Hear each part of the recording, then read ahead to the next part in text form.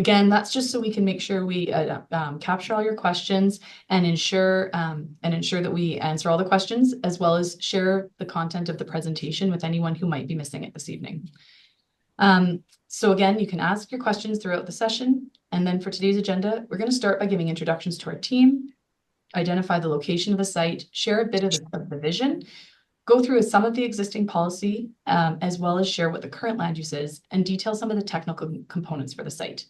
We'll outline next steps and have time for Q&A at the end of the presentation. Our goal tonight is to provide you with the information related to the proposed land use redesignation and the proposed amendment to the ARP, and we will cover a little bit more detail about the project details. So if you have any questions, just ask at any point. For introductions, I'm pleased to introduce Kathy Oberg, who's the president and lead partner at BNA. She's a planner. Jen, also with BNA, planner on the file. Myself, I'm Martha McClary. I've emailed almost all of you just to coordinate your registration and attendance. I'm the engagement lead for the project. And we're also joined by Miguel Martinez, who's the director for development of the Prairie region with Quadreal. I'm going to pass it over to Miguel to give a bit of background about Quadreal and some of their existing projects in your community. Over to you, Miguel. Thank you. Thank you very much. Appreciate it. And before anything, I guess on behalf of Quadreal, I want to acknowledge everybody that has taken time out of their day to talk and to meet about our application. We appreciate everyone's time.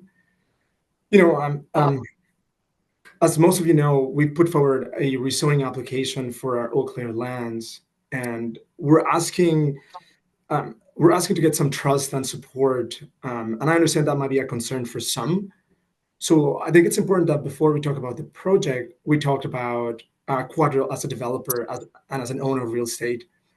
Quadreal, we're the real estate owner, the real estate arm of the BCI pension fund. We do not represent ultra wealthy individuals. Our ultimate beneficiary owner are pensioners. We're a comparable entity to Oxford or Cadillac. They have a bit of more brand recognition, but we're a comparable organization.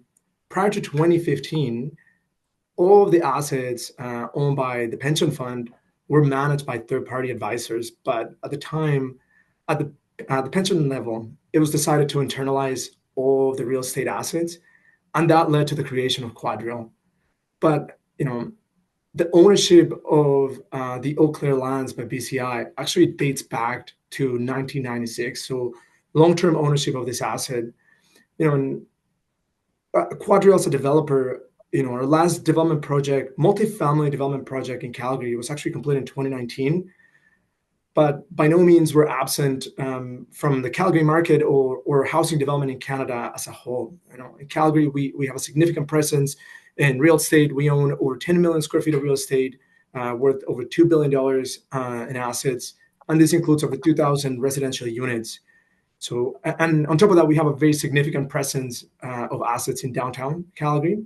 In the map that you see in the screen, you can see some of our assets. Hopefully, some people on the call will recognize, potentially work or live at some point in some of our assets and know the quality, the best-in-class quality of our assets.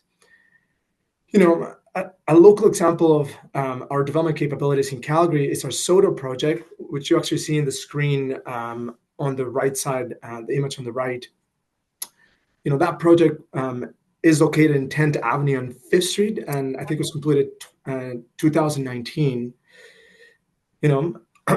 Actually, as a bit of a side, when we started our application process, our engagement process, we talked to the Eau Claire Community Association and the Eau Claire Estates Community Associations. We actually invited some of their board members to our project. We actually give them a tour. So if you're part of those associations, I encourage you to talk to your board members just about the quality of the asset and some of the conversations that we had. As a multifamily housing developer, I think Quadreal we have a very strong commitment and strong conviction in housing in Canada. Over the next 5 years, I think our residential pipeline is about $8 billion in development. We currently have thousands of residential units under construction, and I think we have some of the most exciting multifamily projects in Canada, which include Assembly Park, Oak Ridge, Bayview Village, primarily GTA and Greater Vancouver area. But again, I encourage you to take a look at some of those projects. We're a serious developer. A few years ago, as it relates to the Eau Claire side, we had a development permit application. Unfortunately, the economics changed and the project didn't go ahead. But we put together our application, and we're hoping that with the changes that we're proposing on the rezoning, it's what we believe is necessary to have a successful development. But ultimately, the path of development will be dictated by obviously the market. But anyways, hopefully that gives you guys an idea of who Quadreal is and our capabilities for the project. And I'll pass it to Jen to talk about the actual project itself. Thanks, Miguel. That was really helpful. All right, so as most of you know, the subject lands are comprised of the blocks between 4th Street and 6th Street Southwest and between Eau Claire Avenue and 2nd Avenue. The lands are currently being used as surface parking lots and are about 2.55 hectares in size for the total. The Eau Claire lands envision a residentially focused development that truly complements the neighborhood and offers supporting amenities like restaurants, retail, as well as the potential for things like integrated self-storage and even more commercial amenities. This development is aiming to attract a diverse group of residents with lifestyles and would maximize active modes of transportation and be able to enjoy the river pathways as well as easily commute to the downtown core. The subject lands are within the Eau Claire Area Redevelopment Plan, as probably most of you know, and our proposal generally aligns with most of the overarching policies in the ARP. The proposed land use amendment also aligns with the city's municipal development plan and the Calgary Transportation Plan. Both provide and guide growth and development through citywide policies. The land use amendment is also going to help to create more housing choices and gathering places near those existing amenities that all of you enjoy, as well as in close proximity to the downtown core. So currently, the subject lands are designated as a direct control district. Some of you might wonder, what's a direct control? Well, it's a district that has been written specifically for a specific property. It follows one standard district of the land use bylaw, but also contains some additional rules or exceptions. In this case, the existing direct control district contains rules around building heights as well as floor area ratio. We are looking to amend that land use district to allow for more flexibility and density through that FAR modifier, which I'll explain in the next slide, for the future development. An FAR modifier determines exactly how large the floor area that can be built relative to the site.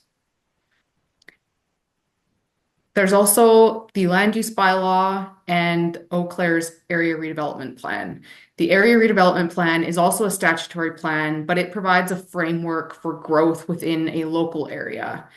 The current Eau Claire area redevelopment plan contains rules which limit the number of dwelling units which are allowed on these lands.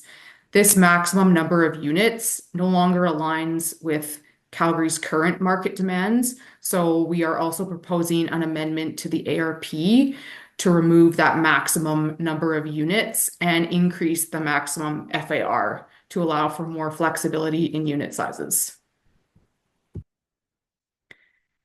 The existing land use district references an old land use district, which is no longer available as a base district in the land use bylaw. The existing land use district also only allows for a maximum FAR of 6. Our proposed direct control district modernizes the bylaw as well as proposes to increase the FAR to a maximum of 7.5 on the west side and 9.75 on the east side. Sunlight protection rules are key in this area, and they're located in the ARP and land use bylaw, and they limit the amount of shadowing that is allowed on the riverbank. Those rules determined the maximum building heights we can actually achieve on this site. This is a really important part of the existing land use district that we will be maintaining in our proposed land use district.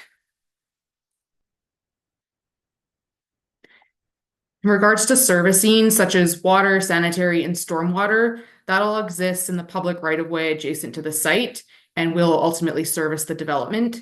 As part of the standard city review process, the utility engineering team will be reviewing if any servicing adjacent to the site is adequate for the proposed development or needs upgrades. And this will be further determined at the development permit and development site servicing plan stages of the project. The land use amendment is in process and it is being reviewed currently by the city's development applications review team.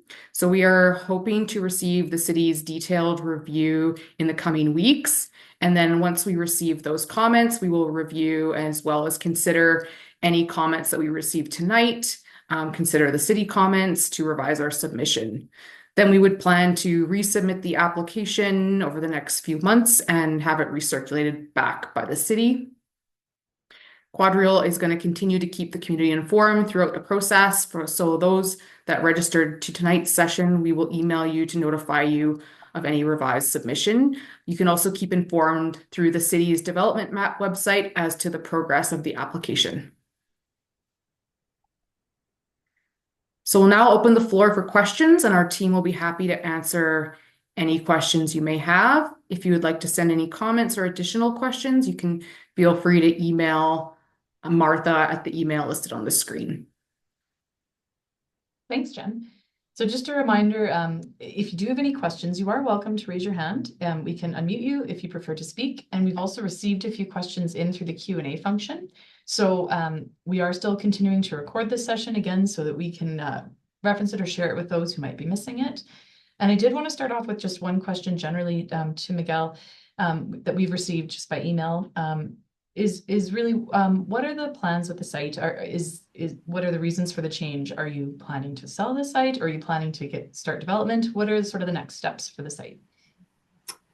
Yeah, absolutely. Thank you for that. So, we're still evaluating. We're still evaluating every possibility, our long-term view of the site. The reason for the rezoning application again is the current rules that govern the site were based on old assumptions. The original plan was conceived in 2000, or I guess the previous scheme was conceived in 2012. The market has dramatically changed. Oil prices have dramatically changed. The office market has changed. Housing preferences have dramatically changed. So we're looking, like Jen said, we're looking to modernize our rules for our development. In terms of our long-term view of the site, I mean, everything is possible. Can I guarantee that we're not going to sell the site? No. But, if you look at the first slide that I showed you with a map of ownership, all things equal, right? We prefer to go to long-term ownership of assets, long-term development, typically rental because it provides that long-term stable income. We are exploring in other markets, and we actually have a condo platform where we're selling condos. So for now, every option's at the table. We have not made a decision on what we're doing with the site, but this rezoning application obviously forms part of the inputs that we need to form a view on our vision in the site. Thanks, Miguel. We have a couple questions actually that have come in by email as well as through the chat function. Just to add to that, is the plan for this primarily to be condos or rentals? And what will the makeup of the residential units be for the split? Again, at this point in time, we don't know. All things equal, like I said, we prefer rental because of the long-term income, but ultimately it'll be determined by the market. It's 6 acres, you can bring in a significant amount of density, and it will take years, if not decades, for all of that density to be absorbed when it gets developed. So again, at this point in time, we don't have a master plan. We have not designed, any of the towers, so I don't know it. But again, rental is a preference, all things equal. Okay.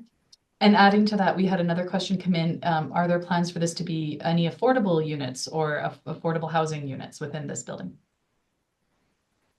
I think we're adding to the affordability mix by providing additional housing. I think when new housing is supplied into the market, it actually opens a wide array of housing because people move within the housing continuum. So I think that will be one of our contributions for affordable housing. Can I say that we're not going to do affordable housing? No, we haven't done our master plan, and that could potentially be one of the uses. But at this point in time, we haven't incorporated that. And I think I might add to that. Sorry.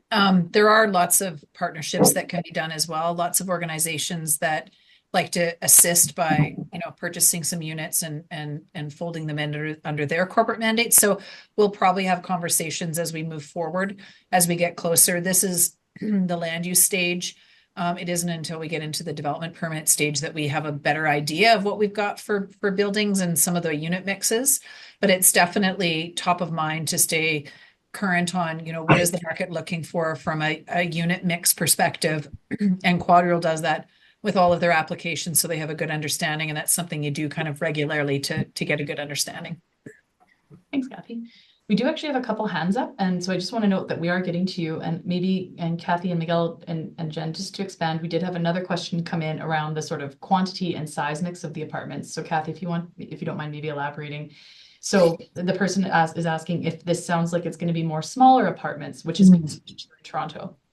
Yeah, we've been finding that through a lot of recent applications, it has full mix of unit sizes.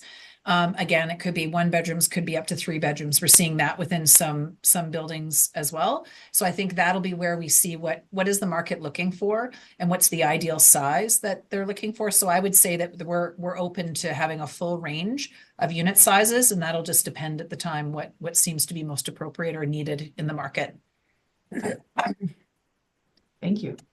I am going to go to one of the hands that is up, and then we have quite a few coming in, so I appreciate that. Please keep sending them. So what's going to be happening is we'll be getting to all the unique questions asked, and we'll continue to pose them in this way, so everyone can hear the question and hear the response. So Stella, I'm going to giving opportunity to ask you to unmute. Tell me if are you there? Yep. Can you hear me? Yes. Hello. Hello. I have so many questions. I thought it would be more efficient if I just quickly ask them. Sure.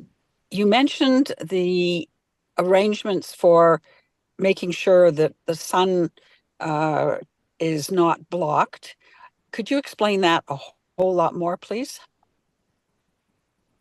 Yeah, I can probably take that one to start here. Let me just see if I can go back to that slide here. All right, so the land use bylaw has specific rules as to how much sunlight or how much shadowing the riverbank can have.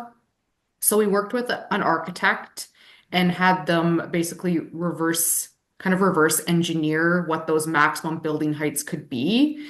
And that kind of came up with this height plane that looks somewhat like this. So it starts off with lower buildings, and this is actually the northwest corner of the site.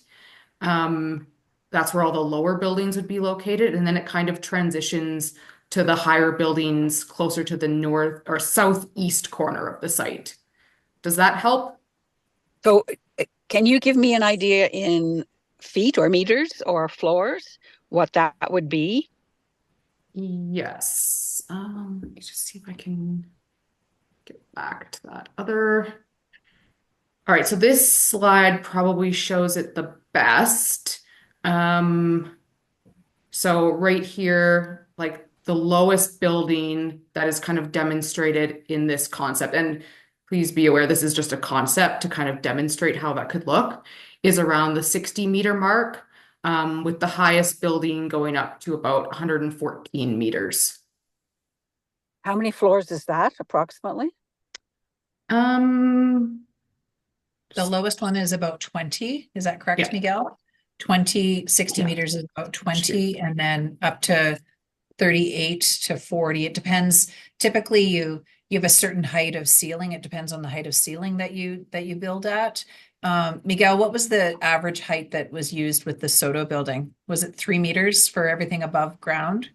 Yeah, it was approximately 3 meters. So our soda Yeah. building, for comparison, it was I think 118, 120 meters. So again, if you have an opportunity to take a look at it, that will be a direct comparison in terms of height. Sorry, I Yeah. didn't Go catch, ahead. I didn't catch what what you were comparing it to. They're building on 11th Avenue, that the one that we showed in one of the original photos, the one on 10th Ave and 5th Street. That one you said is 114 It's meters, about did you say, Miguel? it's 118 or 120. And how many floors was that? Do you know offhand? Not on top of my No. head. Okay. Or Yeah, and roughly. so about 114 meters would be about 38 stories, give or take, depending on that floor ceiling height. So a 38-story buildings are going in there. It'll be a range from probably 20 stories up to the 38 is that most maximum corner that Jen just described in that southeast corner. So the north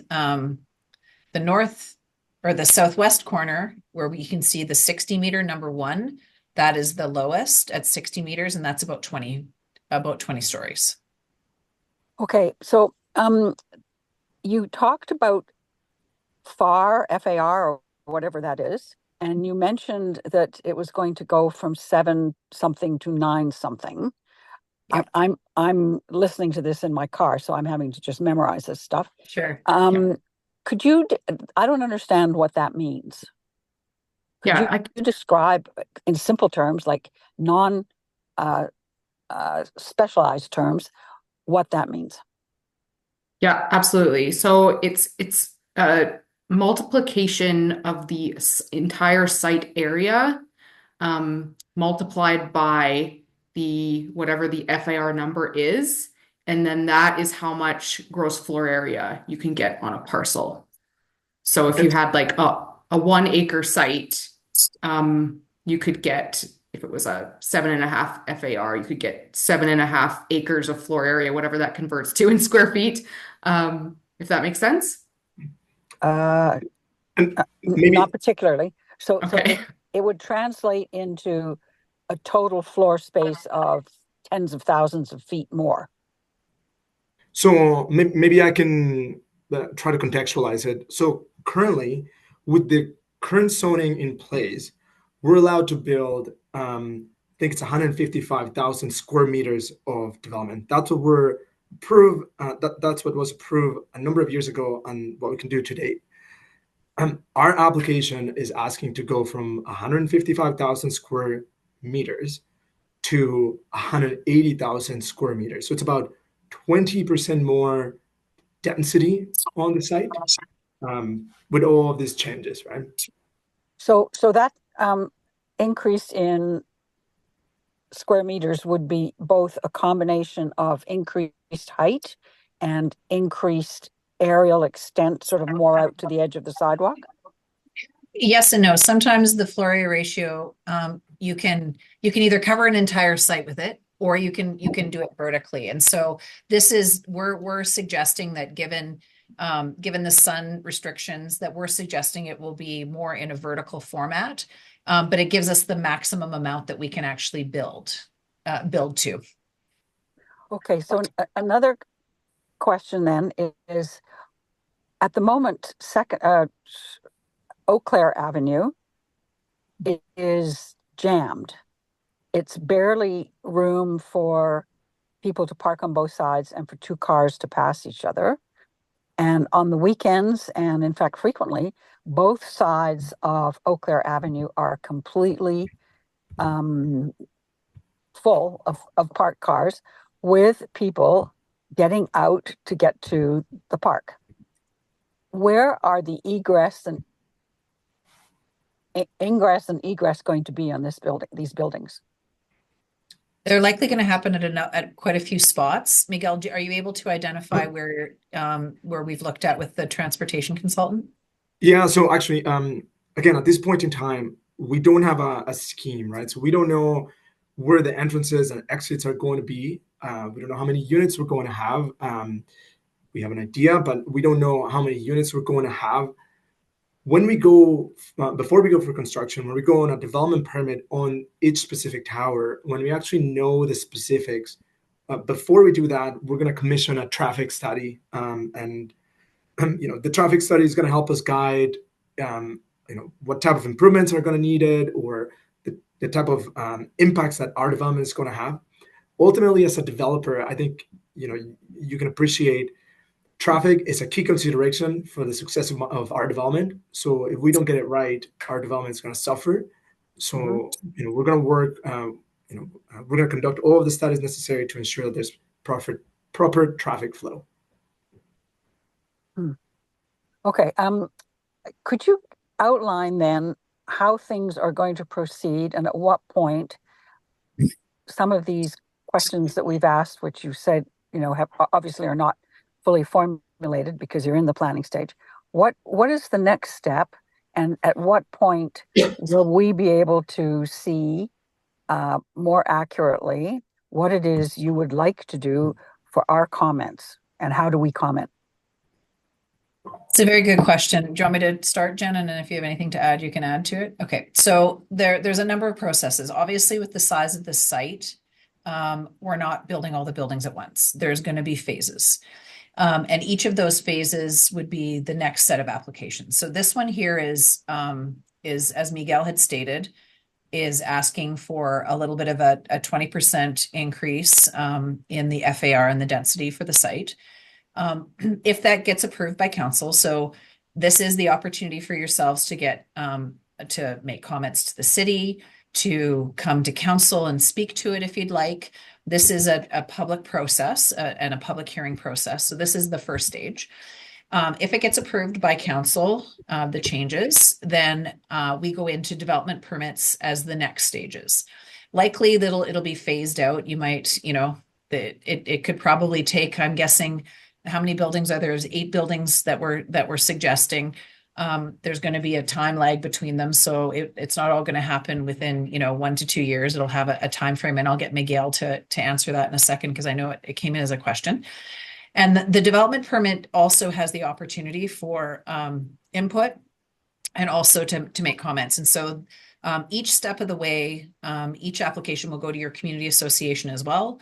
And we will likely reach out and have conversations like we've had, and also these types of virtual information sessions to keep you informed. Miguel, what do you think the timing would be for if the entire site went? Is this a 10-year time frame? It's a best guess at this point because you're based on market, right?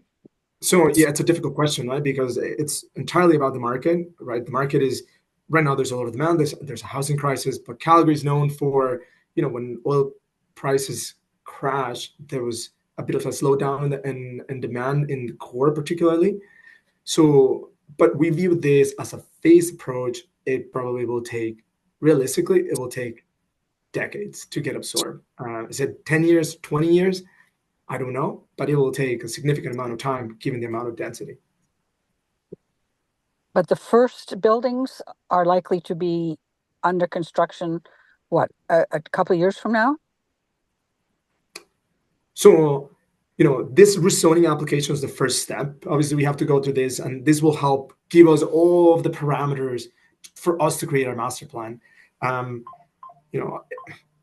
It's probably going to take, and maybe Jen, you can chime in, I want to say 12, 18 months for us to get our rezoning application.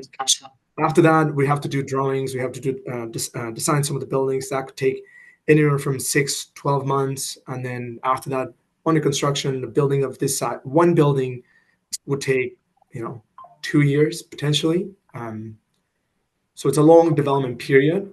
It could be fast forward if the market is there, but that's roughly what we're anticipating for the first phase. Thank you. I appreciate the answers. Yeah, thanks. No, thanks so much. If you have more questions, we can always come back to you. We did your great questions actually brought in even more questions stemming from some of the answers and the topics that were just raised. So I'm going to dive into a couple. There has been a discussion around, I'll start right off the top. At one point, there was some discussion, I think, around, or maybe perhaps in neighborhood memory, community memory, Fifth Street, between Eau Claire Ave and Third Ave, that would potentially be closed or blocked off. We received this question two different ways. Can you speak to that a bit, Jen or Miguel, about what the plans are for the Fifth Street? Yeah, the purchase of Fifth Street, it was for an old scheme, which is no longer valid. It was not feasible in today's market. We are still evaluating what's our view of Fifth Street. We don't know if we want to continue to maintain ownership of it. We've talked to the city about potentially passing ownership back to them. So we're still evaluating what we're going to do with Fifth Street. But again, our intent is not to close it. Whatever happens in terms of transportation, we have to go to a process. We have to conduct studies. Ultimately, we want to make sure, not just for us on our site, the success of our site, the community, the greater downtown, there's significant ramifications by closing a street. So we'll conduct all of the technical studies in conjunction and probably led by the city to assess what's the future of Fifth Street. I think I would just add that the previous approvals, it had it open. It was just a private road. So it wasn't closed. It was purchased so that it was a private road owned by Quadreal, but it was not intended to be closed. And so that, as Miguel's saying, we're going to go through that conversation. And the previous scheme, had some other public amenities off that street. So we will be evaluating that, but the intention wasn't to close it off and reduce a link.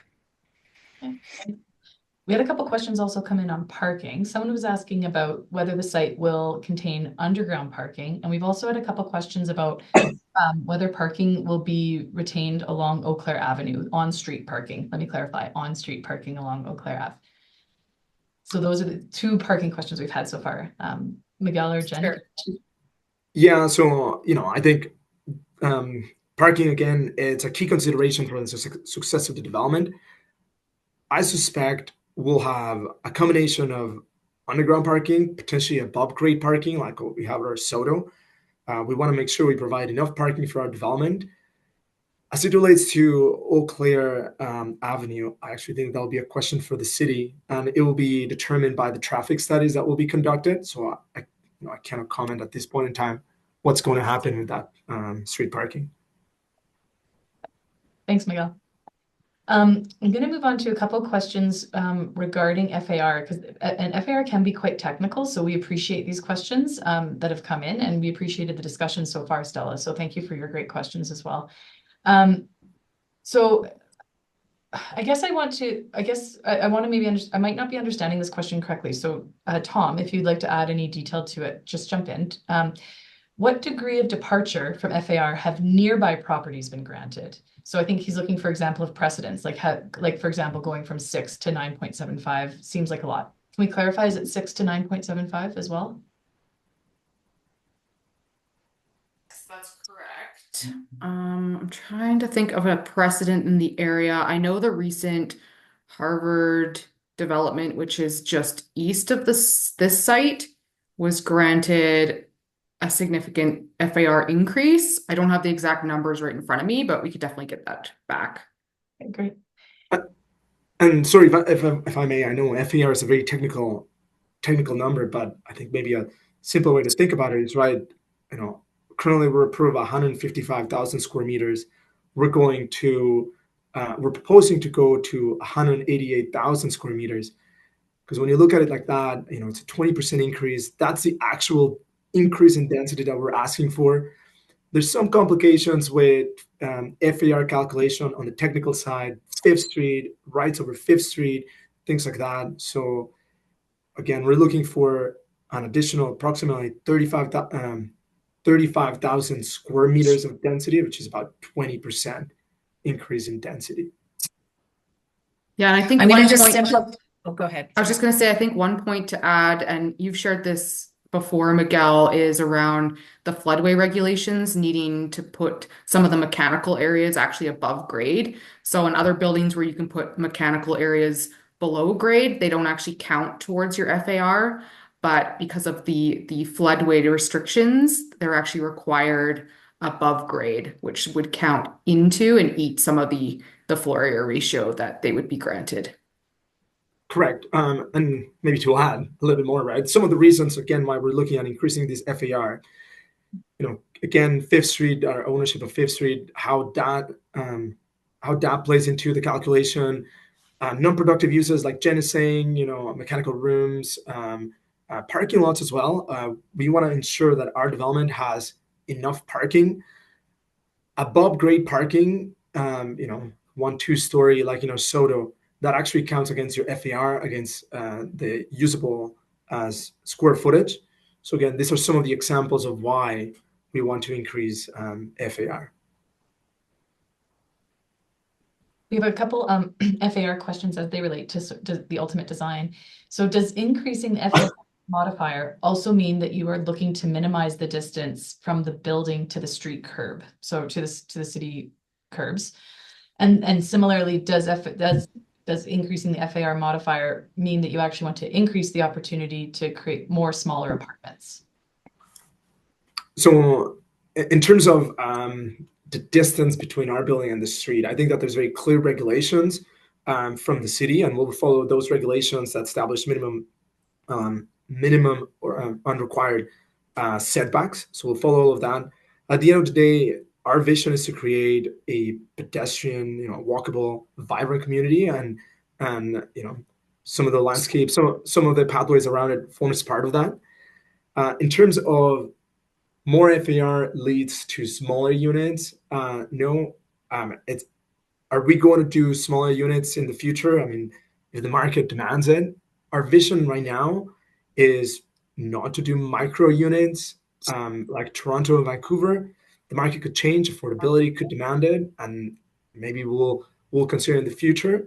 Or again, our vision for now is not. Our vision is to provide market size units, which is somewhere around, call it, and it depends on the layout, 1 bedroom, 2 bedrooms, etc. But call it an average. If you were to take all of them, average 600 units, 500 to 600 units for 1 bedrooms, potentially up to 700 for 1 bedrooms, 600 to 800 for 2 bedrooms, potentially go even higher than that, right?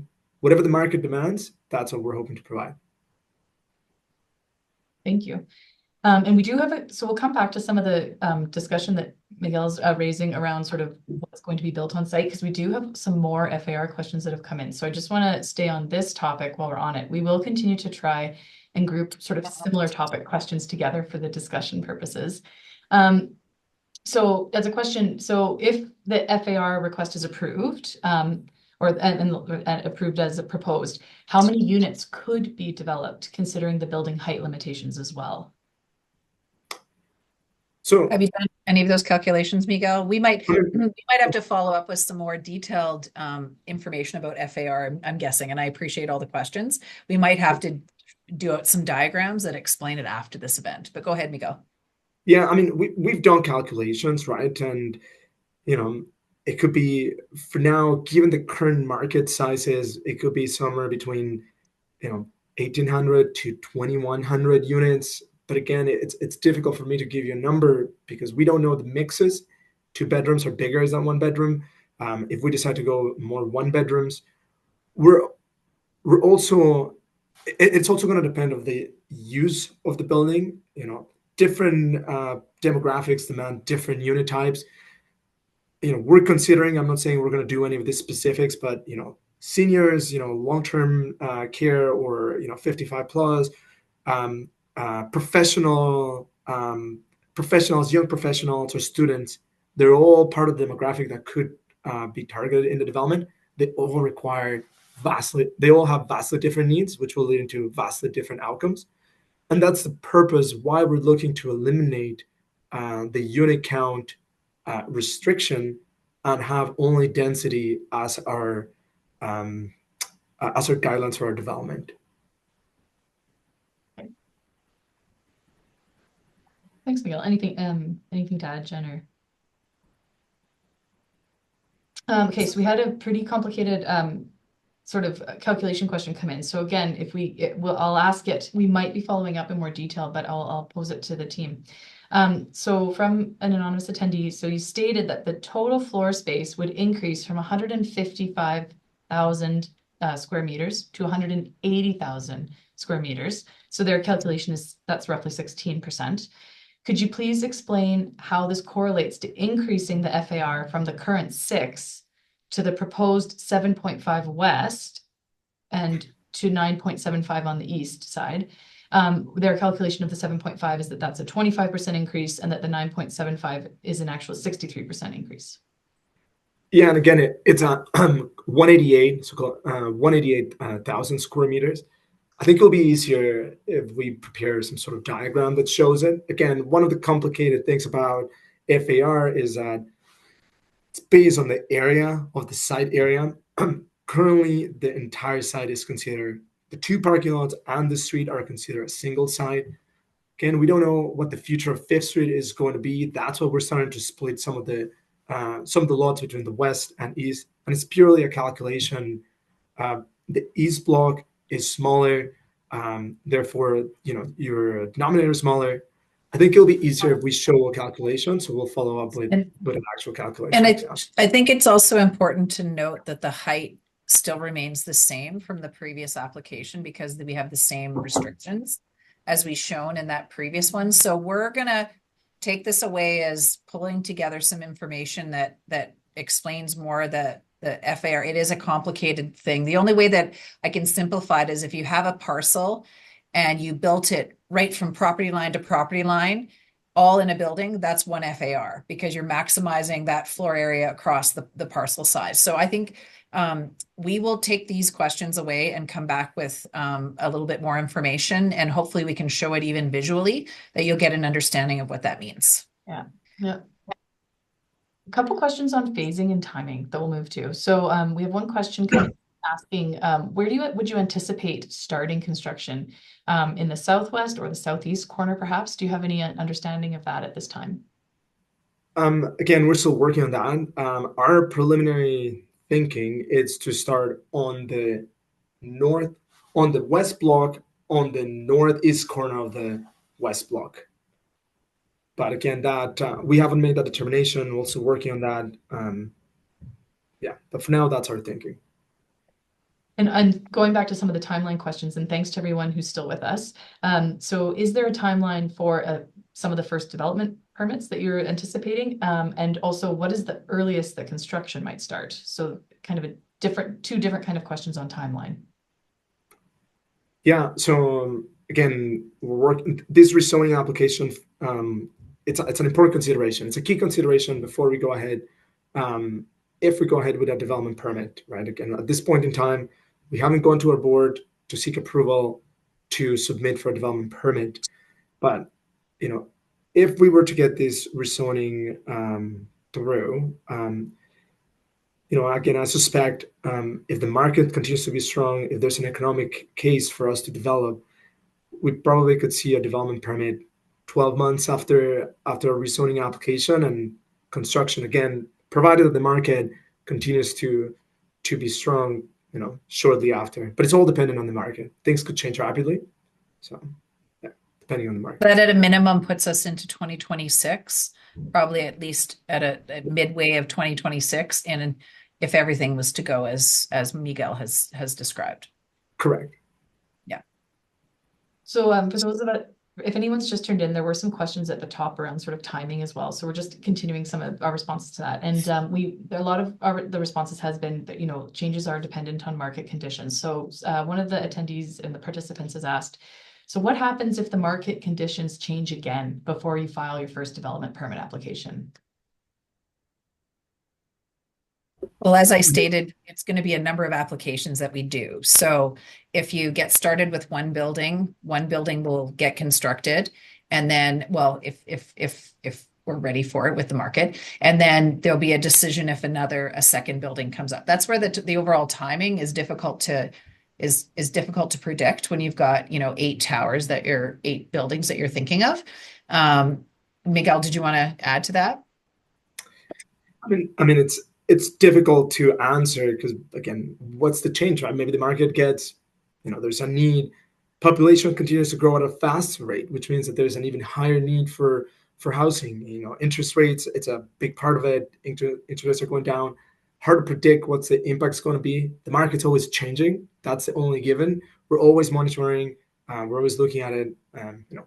Our goal will be to ultimately develop the site, but things could change, right? So. Thanks, Miguel. And then we had a question come in by email just on the same topic of timing. What are the impacts, I guess, or what would be the plan if the land use application is not approved, but also is there any impacts from the green line not getting developed that might occur for this site? I think it goes back to we have approvals for the site. There are existing entitlements that were given a couple of years ago. And so when we submit an application, it's a request to change that land use. If it doesn't get approved, then that existing land use would remain on the site as the entitlements available to Quadreal. It's an interesting question to ask about the green line. I think it's important that infrastructure is one of those things that maybe it's not today or it might be sometime in the future, but the city still continues to plan for those stations and those policy areas. And so we see that at the moment, it's not a positive development of that station and that line, but we're hoping to still align with policy and look for the future. Okay. We had another question come in with regards to some of the businesses or the commercial uses that might be proposed within the land use. So there's questions around, what kind of ground level businesses or are there ground level businesses planned as part of the development? And similarly, I believe we also had a question on please advise on any of the retail or commercial services that might be planned with the site. Haven't moved much in this one. Yeah. I guess I could take that. Again, at this point in time, again, we don't have a plan. We haven't designed our vision for the site. Our view is for it to be a primarily residential development with ancillary retail. Think about little coffee shops, food and beverage. We would love to have a grocery store. I don't know, that's not within our control. The new superstore in East Village, obviously, plays a huge role. Retailers will make the decision on their own business case. I anticipate we'll have small format retail, street level retail. We're looking potentially at, within a mixed use building, within a residential building, if there's a business case for something like self-storage. We've seen that's a very an use that it's increasing in popularity in other markets, the US, Toronto, Vancouver, place for you to store your skis, your snowboard.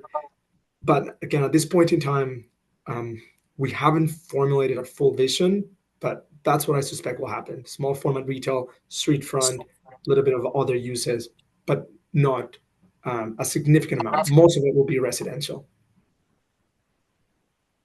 Thanks, Miguel. So we have a couple of hands that I'll now go to as well. We do have more questions and we'll do our best.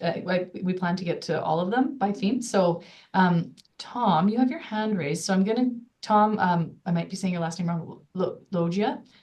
So I'm going to allow you to talk. Let me know if you are having any issues. If you still have your questions. Okay. Hi, Tom. You can hear me okay? Yes. Okay. Yeah, thanks. A lot of the questions are answered, but I got a few. One, just want to confirm you're the complete owner of the land. There's no other company involved. Correct. It's 100% owned by BCI for now. Yeah. Okay. You mentioned about the traffic analysis. I think that's going to be key because, like Stella mentioned, we have a lot of traffic problems in that area. And if you're making this a rental complex, you're going to have a lot of people going in and out and parking and parking.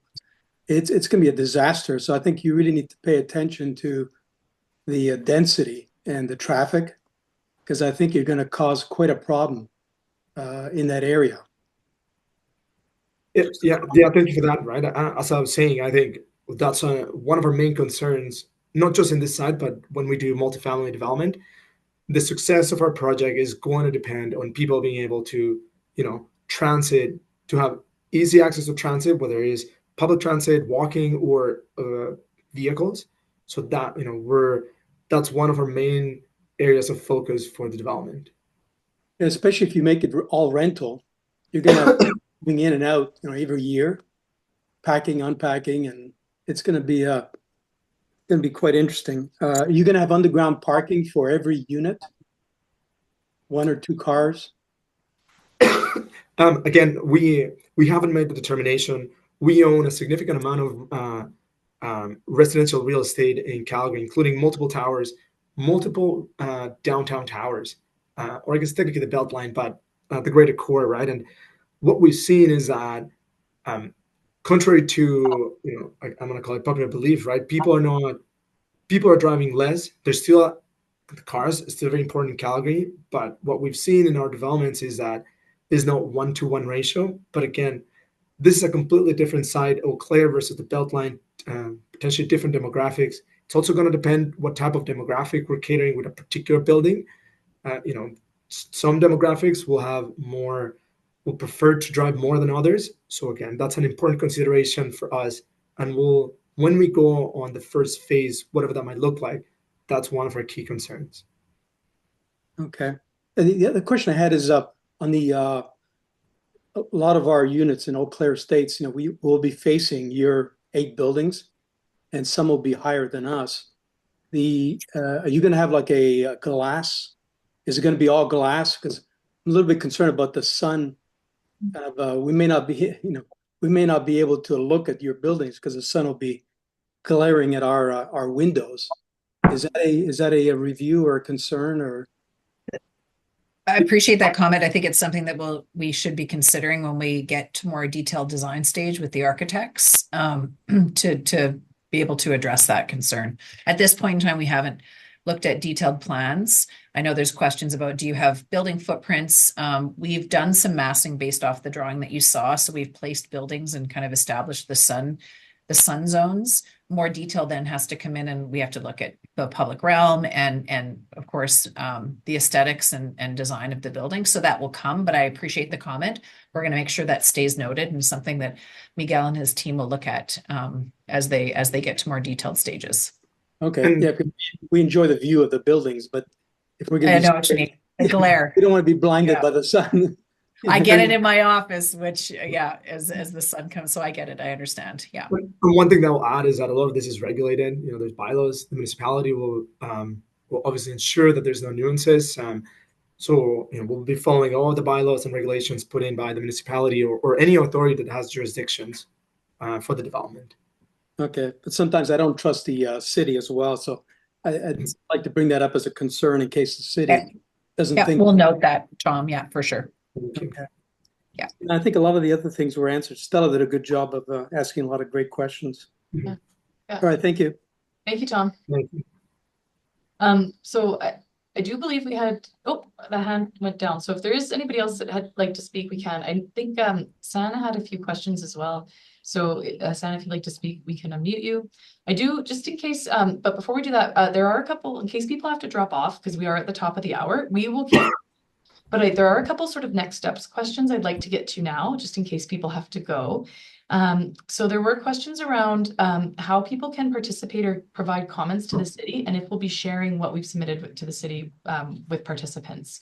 Let me just make sure I've got those correct. Yeah, so how can we give our feedback to the city? Will they review it? Will the city call for comments and feedback? Jen, do you mind speaking to that? Yeah, absolutely. So on the city's development map website, you can submit comments directly to the file manager, and they will record those and summarize them for the report to council.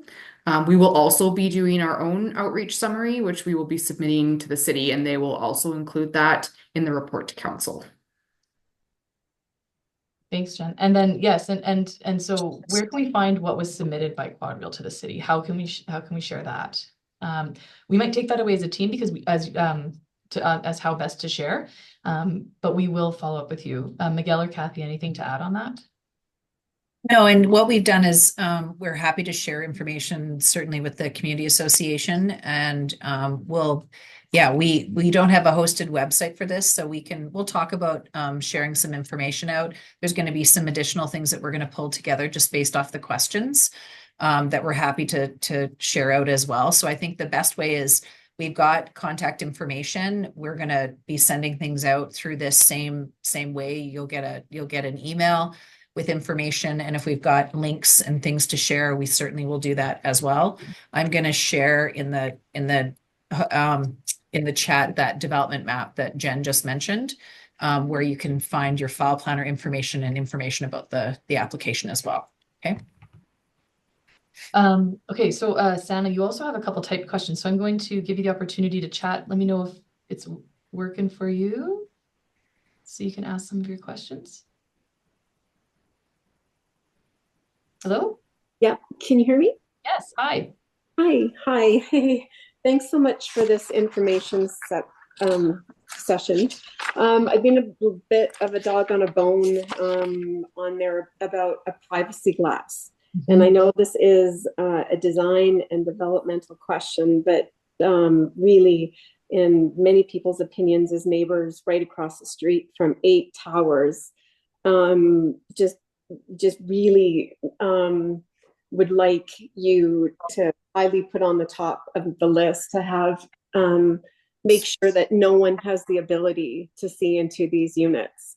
We live close by to the Concord, which is the only building down here from the Princeton, the new black building that's going up the Rennell Eau Claire Estates, where when you look at the Concord and you can see, you know, everybody's this, that, and whatever. And when you times that, and that's a really tiny building, when you times that by 8 hours and the amount of units that's being planned, it's for design aesthetics, but for mental health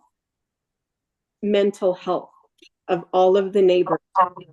I many of us implore that the glass is going to be totally, you can't see through them. So it's not it's a question. I mean, it's going to be a question of what are your plans, but it's really I can't even stress how important that is. Yeah. No, thank you. Yeah. Thank you for this. We will definitely take it into consideration. And we want to be good neighbors. I invite you and as a matter of speak, everybody in this call, right? Just go look at Quadreal developments. I think that will give you an idea of the type of developments that we do. Some of the, we have buildings where we have neighbors, and you can take a look at some of the things that we've done to minimize nuances and ultimately create a good environment for the community. We'll add some of that in our response, Miguel, just some of those examples so that it's easier for you to have an understanding of what Miguel's talking about. So we'll include that. Sure. The other comment, the big thing that raised a huge flag was in the different uses of self-storage. So we've had experience of various self-storage, and that involves an immense amount of activities, trucks, trailers, people coming and going. I can't even imagine you guys integrating that into a residential complex where parking is going to be a big issue. Streets are an issue, traffic, just like that is very surprising. Thank you for, sorry. Thank you for this. No, we appreciate it. Sorry, 1 second.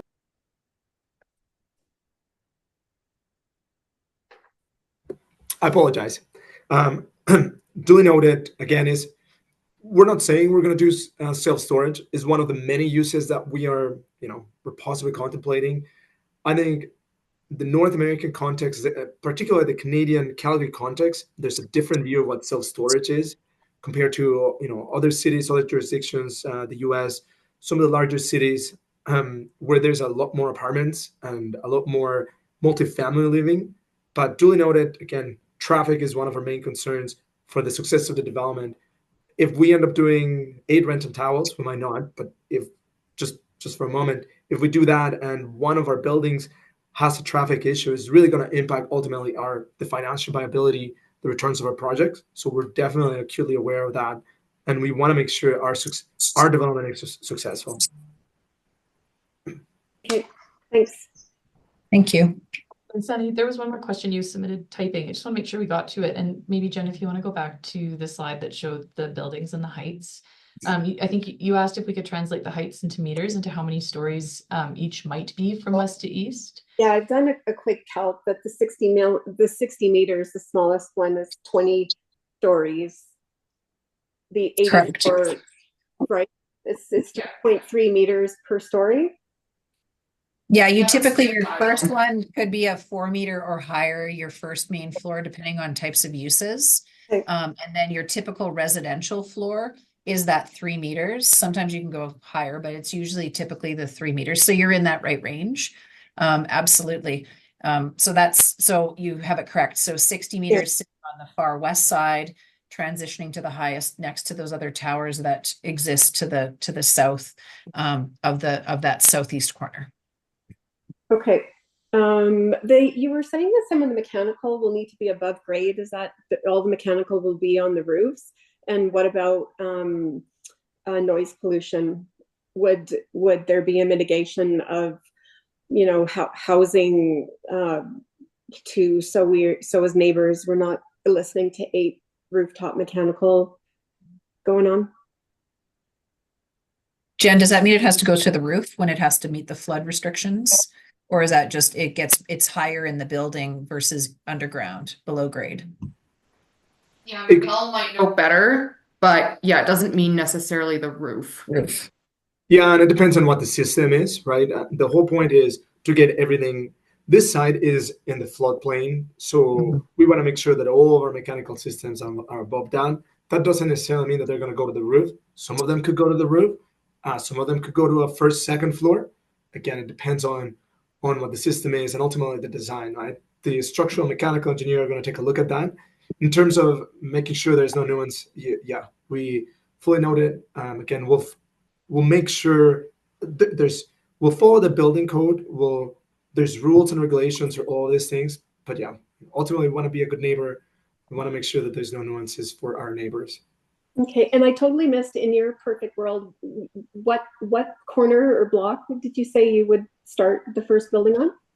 So if you're able to look at this slide that we have right now, it'll be tower number 4. Oh, tower 4. Okay. Okay. Thank you. Thanks, Anna. I appreciate that. And we'll keep going through some questions. We understand if people do have to drop off, but I did have a question around, will the presentation be available? Will the recording be available? I want to reassure everyone that we will be sharing the links to everyone who registered for the session tonight so that they can review the presentation or review the recording. So I just want to reassure everyone of that. We've had a question come in a couple different ways, and I think it's asking the same thing. So I'm just going to pose it. And if anyone who submitted this wants to add clarification, just raise your hand. But we have a few questions on comparison to what is currently allowed to what the proposal is requesting. So, for example, one of the questions was formed in, what can you build based on the current FAR compared to the proposed increase in FAR in terms of building heights? And similarly, we had a question that says, how does the existing approval compared to the proposed, specifically in terms of numbers of buildings and height? And perhaps I wonder if that might even be something we could follow up to with a little more detail. I think so. The height, I made comment to that. The height remains the same because it falls within, and this is a good graphic to look at. It falls within those setback envelopes. So the height remains the same. I think it's a good follow-up where we can demonstrate, how many buildings were anticipated in the first one, Miguel? Do you know that offhand? Yeah, there were 7 buildings. 7. So, okay. There's a significant difference between what's currently approved and what we're seeking. I think maybe some context is needed, right? The previous scheme was created on a different time. The office market was hot.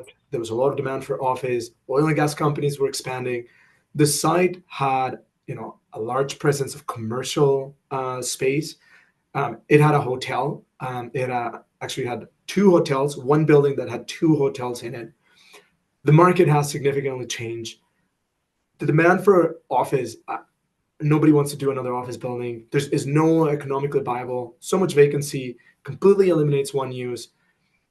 Hotels, most of the demand for new hotels is actually going to be closer to the arena. So that eliminates another use. And that's part of the reason why we're coming into this application. Again, we have an amount of density, 155,000 square meters. That's what we're currently approved for. But we cannot put a hotel, we cannot put office. Retail struggles in the core. It has the highest vacancy rate. I think it's 4 times higher in downtown compared to the average market. So some of the uses that were available before on the more commercial scheme are not economically financially viable. Residential, it's in demand. There's a housing shortage. There's an affordability crisis driven by not enough houses. We believe that we can help with the solution. We can add more housing stock. That's why we're seeking the elimination, changing our land uses, and as well eliminating the unit count so that we can bring in more unit counts. Ultimately, what we're proposing is going from, again, 155,000 square meters of development. That includes everything, parking above grade, our mechanical units, everything. We're proposing to go to 188,000 square meters of development on this new proposed scheme. So it's difficult to do an apples to apples comparison, but I still think we can talk about public realm. I do want to. There is a question that has popped up, and just given what you just said, Miguel, do you anticipate some commercial that will be viable within this? You talked about the previous scheme had quite a bit, and there was a number of different uses. Do you see that as well, and how much of that do you predict? Hard to predict, right? We would love to see more commercial. And the reality is that commercial actually follows residential. The more rooftops, or I guess the more residents that live in an area, the more demand there will be for commercial space. What we know today is that retail struggles in the core. So for the first phase, I anticipate there will be limited retail. The first couple of phases, I don't know if that means 1 building, 2, 4 buildings. I don't know what that means, but the first couple of phases will have limited retail, small format, smaller CAUs, your coffee shop, maybe your little service provider, your dentist, maybe a little restaurant, smaller format probably. I suspect that as population grows in our site, other sites, more people move to the core, it will open the opportunities for more retail, bigger retail. But again, right now, retail struggles in the core, but we want to be very mindful of that. We don't want to bring in an operator, have a ghost town in the first floor, failed operators. I don't think that's good for the community, and we're very mindful of that. There was a couple questions again on parking related to that. So I just, one was more of a comment, and one was just a question to extend on the commercial space. You answered this in a couple different ways, Miguel, but just to acknowledge that we received the question, is will parking be accommodated for the potential commercial that might be included in the space? And again, and if you want to speak to that again, you can. Yeah, absolutely. Again, parking is an important consideration for the success of the development. So it's in our best interest that we have enough parking. Thank you. So we do have a couple questions with regards to building form. And so just to clarify, that we are, do we have a drawing of the building footprints? We have generated the massing drawing. We might have a simplified drawing that we could provide, but at this point in time, we haven't spent time looking at the public realm and looking at, the public realm is one of the most important spaces that we have to plan between the buildings and connectivity and safety. So we have a generalized building footprint that gave us this massing model that we have here. That's the closest we could come at this point in time, but knowing that we'd have to get into more details around, does something shift? Does it move? What does the public space feel like at the ground? So we do have that, Martha, that we could share, but it's very generalized, I would say, at this moment. Thanks. Just to follow up, Miguel, someone heard what you were mentioning about hotels. You mentioned where the market's driving hotels. Downtown, and just a comment that downtown Calgary is really lacking a new hotel, and could a hotel be part of this site?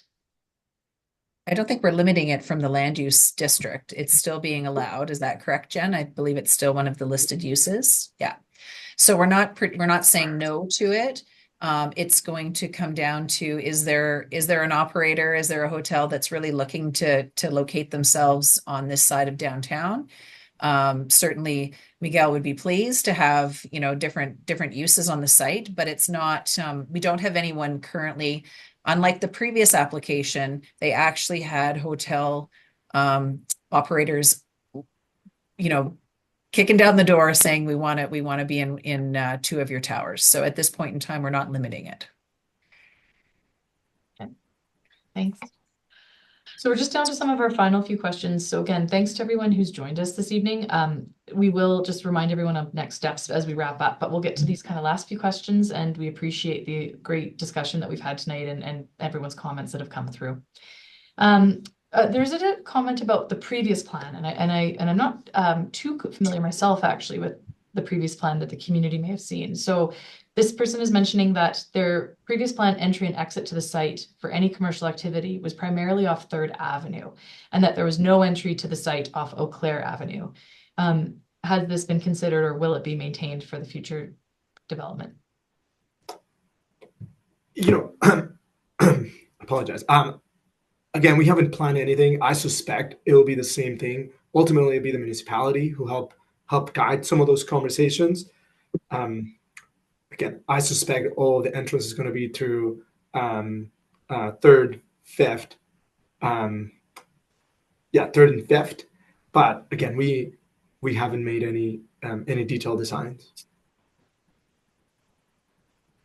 Thanks. And then and just a question, and this is a bit a hypothetical question, Miguel. So if you were to start building construction, will it still be completed regardless of any kind of market condition change in the future? So I guess that question is the approved land use proposal and development permit and subsequent permitting. So yeah, absolutely. Right.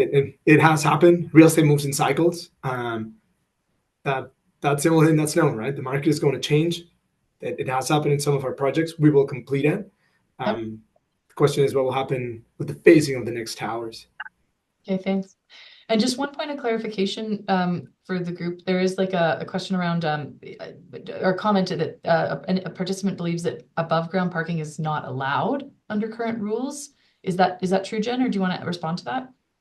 Yeah, I can respond to that. So the current direct control district has specific rules saying that parking must be provided either underground or in an enclosed structure. So it just can't be surface parking like it would be now, but like with the actual development, it needs to be in a structure. So similarly to the Soto building, and I think that's one of the follow-up items to give you that Soto example. So if you want to go walk by it, they actually provide a lot of the parking above ground and you wouldn't even know it's there because it's in an enclosed structure. Yeah, thanks, Jen. Another question, sort of on a hypothetical. So if 5th Street is closed, and again, I think we did address this question with some of the discussion around future transportation studies. What would be to ease the already difficult traffic situation in rush hour? Yeah, and that'll be a question that we have with the city for sure. As we noted, it wasn't the intention to have it closed in the previous application. It was just a private roadway. Quadreal would maintain it. We do see private roadways within the city. They end up being sometimes nicer roads because you can do different plantings, different technical standards. So they had given the previous application, there was a plaza and there was some activity space that was planned around it, just given the uses that were provided on the site. Right now, we haven't concluded if, like, as Miguel had said, if we're actually going to maintain that as an ownership or suggest that the city have it back as a public roadway. It is a large block, and it has to work on all the other sides for that to even be considered to be closed. So it's conversations that we'll have with the city. Certainly, our application is circulating. And so when it's circulating, we'll get, there's a number of stakeholders at the city that review the application. That includes engineering, transportation, schools. There's a whole host of groups. There's about 60 groups that take a look at the application. We typically get a whole bunch of questions, or either for clarification, or they will ask for more analysis, or tell us. Sometimes we get told, this this won't work for this application for this reason or that reason. So we expect that we'll get a host of questions from the city, and certainly transportation group will be looking at this closely as well, and we'll see if they have additional questions or anything that they want us to look at as part of the land use application. So there will be some rigor around that. And that was a very long answer to say that we don't, we're not anticipating closing it at the moment. That's not in our plans. Yeah. I think we've actually answered pretty much all the questions we've received. And if we missed any, I just dropped my email again in the chat. So please don't hesitate to reach out to the team, even if you have additional questions that have come up after the session. We will be documenting your feedback that we've received through tonight, as well as after the session. And we will be following up with a bit of a Q&A document, so you have the record of the questions that were asked and our responses to those questions as we proceed through the process. There's one last one, Martha, about how loud the project will be, Oh, certainly yeah. through construction. We have to abide by the city rules. There's a window that we're allowed to construct in, recognizing that, yeah, construction it is an impact on neighbors. And so we appreciate that question. So we will be abiding by the city rules and ensuring that it's within that window, and certainly as efficient as possible. That's always the most cost effective if we can get construction done, but appreciate the comment and concern about noise. Yeah. Jen, did you want to just review the next steps of the land use process generally before we sign off? Yeah, absolutely. So we haven't received the city's comments yet, so we should be getting those in the next few weeks or so. So then we'll be reviewing all those comments. We'll be reviewing all the comments we've heard tonight, and then we'll be looking at revising our submission and then end up resubmitting in the coming months. Thanks, Jen. And Miguel, any final words before we say goodnight for the evening? Thank you, everyone, for the time. We appreciate it. We, fully hear your concerns, and we want to make sure that this is a successful development. We want to be good neighbors. Some of you potentially will become residents of our development, so we want to make sure we do it right. So yeah, thank you very much for the time, and thank you to BNA as well for hosting us and all of the work you guys have done for us. And if you wake up at 2 a.m. and go, oh, I should have asked this, Martha is always available to take your question. She may not answer it at 2 a.m. No, but it's important that you have the opportunities to give your comments and feedback. It's important to us as well. We feel that applications of this size and scale absolutely do come with lots of questions, and appreciate that a land use application is a difficult one to kind of understand. There's not, a whole bunch of renderings and understanding. So we'll take the comments that we heard away, especially around the FAR, try to come up with some more clear, description and understanding of what it is that it compares to, and just it's easier to visualize and understand that way. So we promise to get back to you with that. But again, I want to echo thank you for taking the last 2 hours to be with us. It's important for us to work with yourselves as well as your community association, and we're hoping to continue to do that over the next couple of months. So thank you. Thanks, everyone. So we're going to end the session tonight. Reach out with questions, and everyone who registered tonight will be receiving a link to the recording as well as a link to our presentation. So thank you. Thank you, everyone.